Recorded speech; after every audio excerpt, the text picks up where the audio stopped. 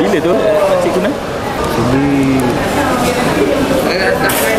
Bulan 6 pun, 6 7 tu lah. Dia mula-mula tu saya pergi cek kat doktor dulu. Doktor cakap dah saya memang kategori teruk lah. 22 poin berapa dah masa tu. Lepas tu saya macam relax lagi. Lepas tu saya tengok ni kan. Saya kata aku nak cuba tengok kan. Tu yang saya cuba tu. Ini dia punya ni. Bacaan rekod saya. cantik daripada 22 pergi 11.7 pergi 10. Nampaklah penurunan tu.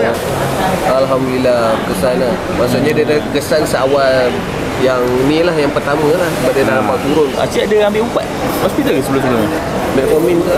Saya tak ambil pun. Tak ada lah. Tak ada ambil lah. Memang tahu kena tu memang terus try saya jumpa veterin lah. Veterin. Lepas tu kalau cek dawab pun saya pergi sini kan. Sebab dekat dengan tempat kerja kan. Saya ada pernah tunjuk ke doktor dah awak tak dapat nasihat doktor pun awak boleh buat tu. Tapi ini untuk diri saya lah, bukan untuk orang lain. Ada kesan sebelum-sebelum tu ke rasa pening ke apa pun? Saya tak rasa pening. Tu memang tak ada rasa kebas-kebas ke apa, tak ada lah. Ada lah juga. Tapi tak lah saya teruk-teruk sangat kan. Kebas mungkin waktu usia ada juga lah. Tapi saya sekarang ni lah pemakanan saya semua saya ubah. Saya ubah daripada diri saya.